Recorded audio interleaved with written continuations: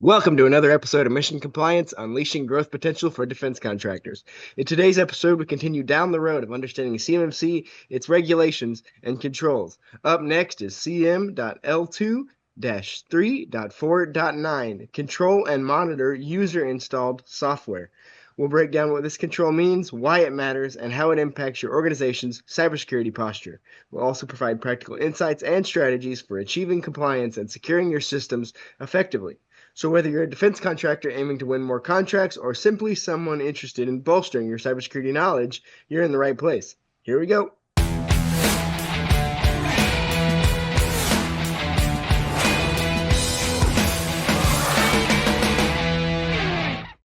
We're joined once again today by Mike Frieder, President of On-Call Compliance Solutions and a CMMC Professional Assessor. Thanks for joining us, Mike. Hey, it's great to be here, Roman. Thanks for having me. So, Mike, today we're finishing up Control Family number 4. So we're 4 down, 10 to go, finishing up Control Family number 4. And so today we're talking about controlling and monitoring user-installed software. This one seems pretty straightforward, considering that most of these controls do revolve around monitoring programs. So with that being said, why is this control important? You know what's really interesting, Roman, is as we looked at Control 3.4.8 2 episodes ago, which was apply, deny by exception blacklisting policy to prevent the use of unauthorized software, or deny all permit by exception whitelisting policy to allow the execution of authorized software. 349 begins to really almost sound redundant. Control and monitor user installed software, but it's not. 348 talks about the idea that we need to either whitelist, so permit only, what is allowed, or blacklist, which is have a list of software that is not allowed, and that is specific and individual. Now we're getting more nitty-gritty and saying, well, we need to control and monitor what software is installed that users can use. So that speaks to what is already there or what is in our baseline configuration in terms of the software. And so, obviously the idea of controlling, i.e. not allowing someone to install, uninstall, etc., software, that's critical, right? We don't want users uninstalling antivirus. That would be bad. So you need controls over that. And you need controls also to make sure that they're not installing things that they shouldn't. And I think that's mostly covered by Control 348. But the idea that you also have to monitor what is installed on an ongoing basis is definitely very different from 348. Monitoring what is installed, I think is critical because it lets you know that there is an expectation that you're going to be keeping inventories of software that is installed, that you're going to basically get notices if there's new software that is installed. And, that's an interesting requirement. That is not normal for a typical commercial environment unless you're in a larger enterprise. So for a lot of small to mid-sized defense contractors, this control is actually a little bit more difficult to deal with.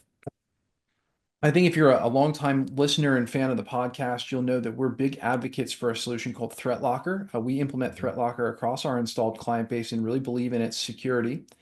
And Threat Locker is a lot of how we go about solving for this control.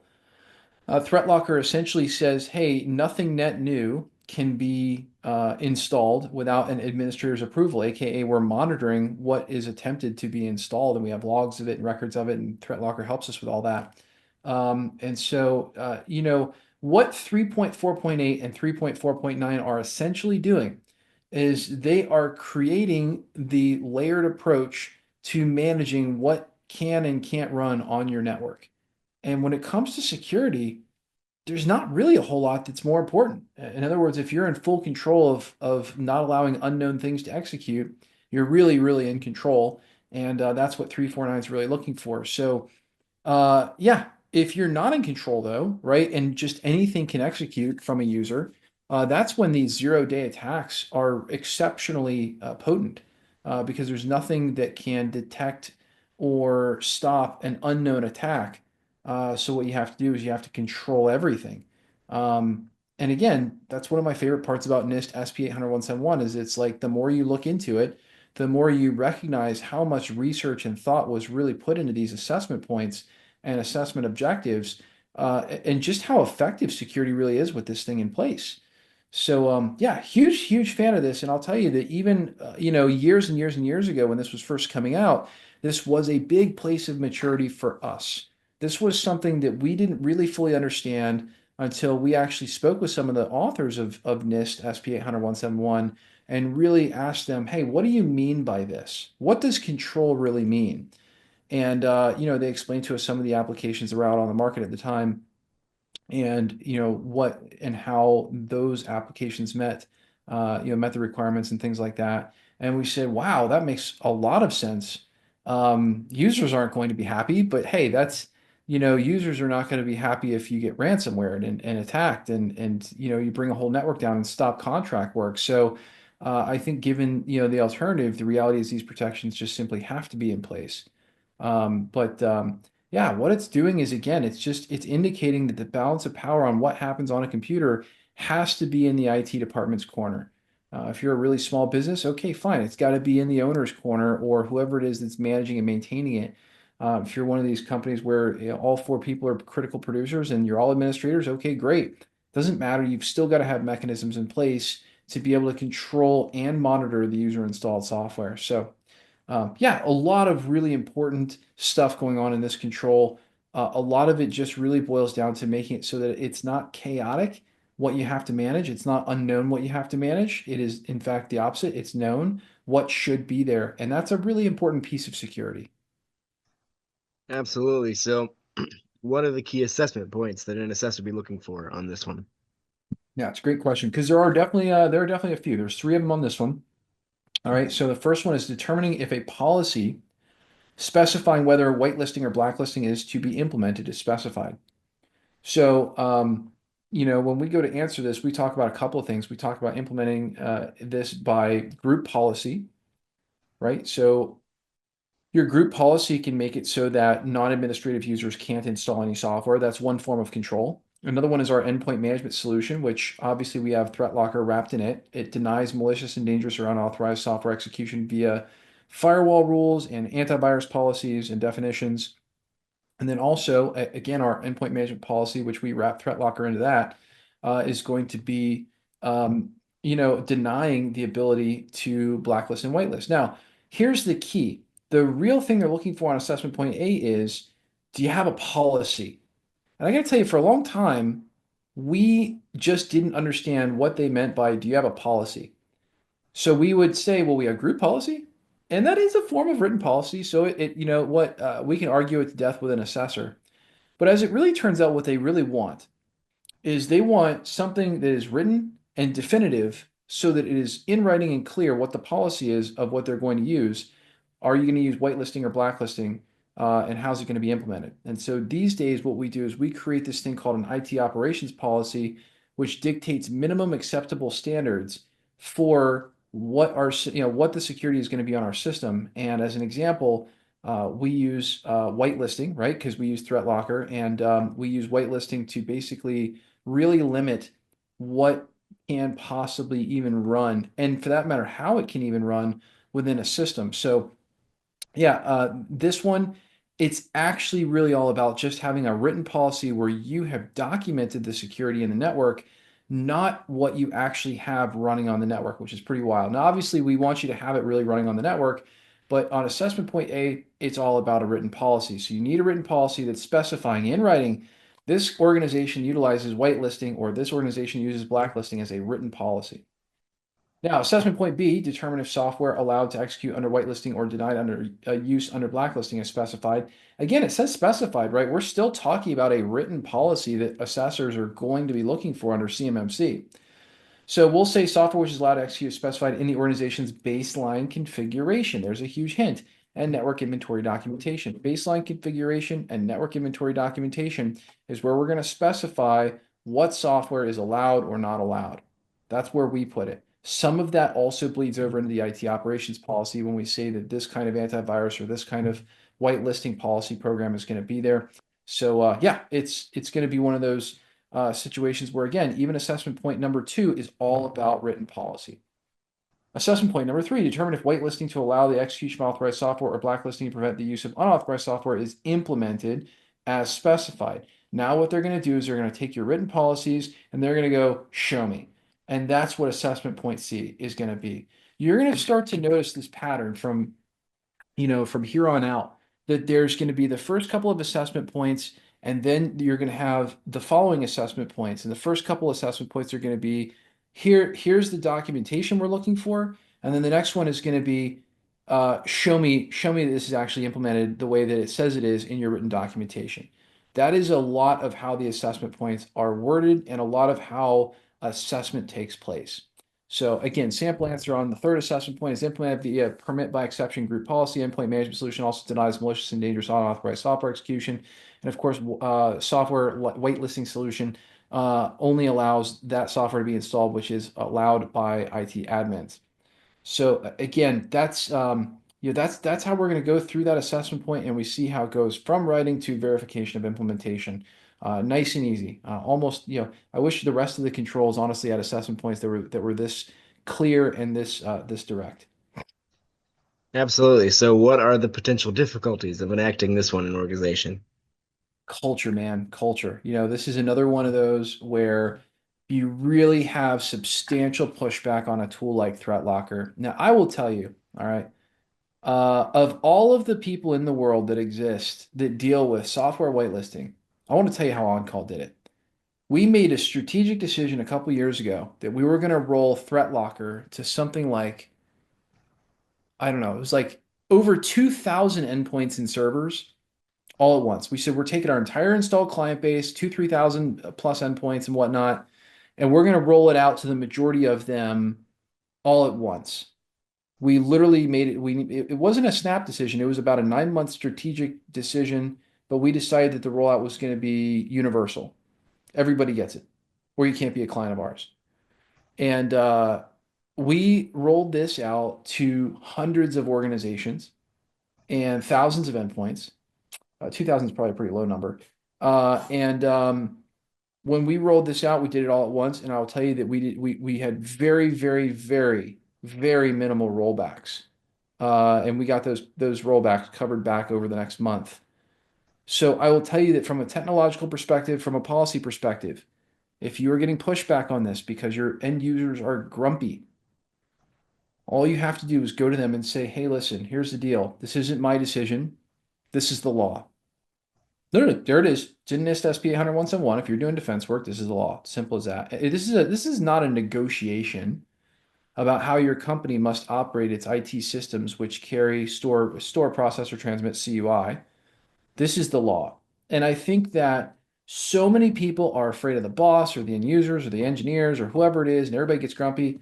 Man, this is why I think at the very beginning, when you begin to roll out solutions to get compliant, this is precisely why you've got to have like an all hands meeting explaining, hey, listen, we are a defense contractor. It is our legal requirement and our patriotic duty to secure the information in this company. There's going to be some changes, and you're not going to like them, but they're going to be for the betterment of the company and to follow the law and to support our country and its wars and its defense of itself. And ultimately, at the end of the day, what it boils down to is, we can't just let you do anything you want with these computers. And, you know, that's something that most people don't have a problem with. Some people want to throw a fit about it, and those people probably shouldn't be in the company anymore if you're going to do defense work. And it's really actually that simple. So I think, Roman, I think that's probably going to be our biggest challenge is that at the end of the day, we're dealing with something that does change the end user experience. They can't just download and install programs anymore. Now, I will tell you, one of our favorite things about ThreatLocker is we leverage their Threat Hero service and our own help desk, and our average time to approve an application running is under 1 minute. Under 1 minute. So as inconvenient as it is, our engineers have an ability to look at what needs to be run, make sure it came from a real human, compare it to the vendor hash, and then roll through and get it approved within about a minute on average. That's again one of the reasons I love ThreatLocker. It's just such a great solution. If you're running VMware, Carbon Black is a very similar solution. Big fan of Carbon Black. VMware, unfortunately, is kind of going by the wayside with their Broadcom merger and their unbelievable 10x price jack up. So anyway, I digress from that, but Carbon Black was a great solution, still is. So look, I think that the cultural acceptance that, you're not just gonna be able to do what you want with these computers anymore if you're gonna be compliant is key. You can always use an air gap sandbox if you've got some kind of R&D you have to be doing. But otherwise, you're just gonna have to live with it. And I think for some smaller companies, that's a bit more challenging. But let me put it this way: at a big company, it seems normal that it would be there. And if you're a small company and you want to be a big company, guess what you're going to have to do to get there? You're going to have to more tightly control your networks and secure your information better. These are real issues. So, yeah, I think that's the biggest one. I'll tell you, from a technological implementation standpoint, no issues, Roman. Call on call. We'll help you to deploy Threat Locker and solve for this control and get back and control your network and stop all the garbage programs from flowing in and making these computers run slow and just being really difficult to manage on a day-to-day basis, and give your IT department back the control they need so that this whole thing, this whole network is less cumbersome to manage and they can be more efficient with their resources and time. Again, absolutely, I mean, our number of incidents plummeted when we put Threat Locker on. We just don't have problems anymore. And let me tell you, it stopped some really nasty attacks. So, a lot more pros than cons, but the big challenge is going to be the culture of, uh-oh, my mission critical program didn't work. Rip off Threat Locker. No, we're not going to uninstall Threat Locker. We're going to fix the problem and figure out what it is we need to do to get your software to run with this in place. And I think that to me is where the attitude needs to be, and it needs to be both on the client side and the vendor side. So yeah, that's I think that's probably the biggest challenge that I see the implementation is culture. Absolutely. Real talk. I almost forgot about this week's silly question, which would be a shame for multiple reasons because we like the silly question around here. It's one of our favorite parts of the podcast. And also, this is a pretty good one, in my opinion. So we always try to wrap up with a silly question. This compliance stuff can be a little bit dry. So we like to spice it up and add a little bit of humor to the end of the podcast. And Mike is always very good at bringing it back into the topic. So this week we're talking about controlling and monitoring user installed software. So the silly question is, what's worse, an unapproved software installation or realizing your entire team still uses password 123 as their login? That's a good question. That is a good question. I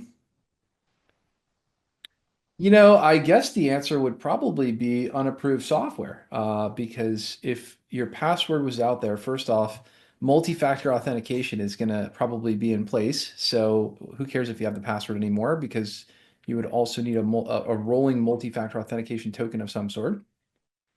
So you're still going to be protected even if everybody's got your password these days. As a matter of fact, a lot of systems are going to this passwordless approach, which I'm kind of a big fan of because nowadays I enter my password and I kind of laugh and I'm like, what's the point of me entering a password if I need a rolling key anyway?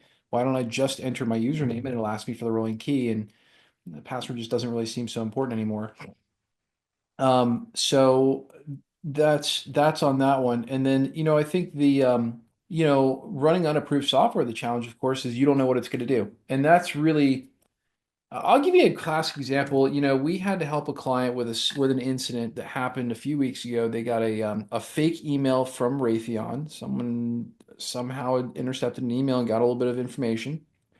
They said, "Hey, we're trying to send you a payment. We're Raytheon. Can you give us access to your computer so that we can verify that your security key is okay and we can make the payment?"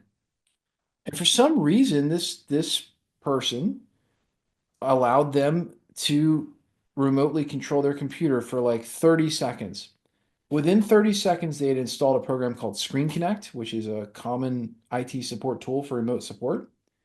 They had begun running PowerShell scripts almost instantaneously when they got in the box, and they blacked out the screen so the user couldn't tell what they were doing. Again, fortunately, they were NIST compliant, one of our clients, and we caught every one of the executions in a seam solution so we could go back and figure out what they tried to do and undo it. None of the scripts were successful because Threat Locker was in place, and Threat Locker doesn't allow for you to run net new applications. So when they were trying to run PowerShell and it hadn't run during the learning mode, it didn't even allow PowerShell to try to start running. and they tried doing it in other ways, and they were blocked at every intersection of trying to run that. So I think that and then of course we restarted the machine. We pulled the second version of Screen Connect off. We started doing forensic investigation. It turned out to be a Portuguese real estate company that had been taken over by a Russian hacker. And you know what? It happens in seconds. So, unapproved software, great question. Unapproved software is worse than a stolen password. You can do a lot more with it. The minute that these folks social engineer their way into allowing, you allowing them into the system, like you're so done.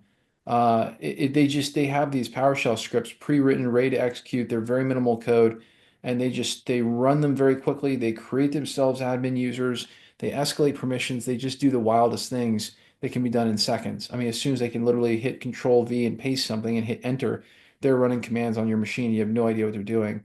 That's why these systems are so critical to run. So, yeah, I mean, as silly as that question is, it's actually a great question, right? The value of passwords, I think, is diminishing, and the value of,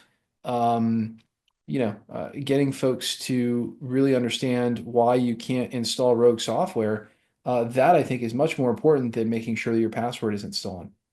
Both very important, but nonetheless. And that wraps up another great episode of Mission Compliance. We hope our discussion today has provided you with valuable insights, practical strategies, and inspiration to navigate the ever-evolving world of defense. We'd like to extend our appreciation to Mike for joining us and talking about the very, very important topic of monitoring user-installed software. Thanks, Mike. Hey, always a pleasure, Roman. But the conversation doesn't end here. We encourage you to continue exploring these topics and connect with us on our social media channels. Share your thoughts, ask questions, and engage with fellow listeners using the hashtag Mission Compliance Podcast. If they haven't already, what should they do, Mike? Well, they should like, subscribe, and definitely tell their fellow defense contractors about us because, well, hey, how else are you going to get your information about all this stuff? Yeah. You heard the man. Hit subscribe or follow on your favorite podcast platforms to let you know when new episodes like this one are released. And we'd really appreciate it if you could take a moment to rate and review the show. Your feedback helps us to continue to bring you thought-provoking episodes and high-quality content. Join us next time as we delve further into the dynamic world of defense, security, and industry innovation. Until then, take care, stay informed, and make compliance your mission. See you next time. Thanks, everybody.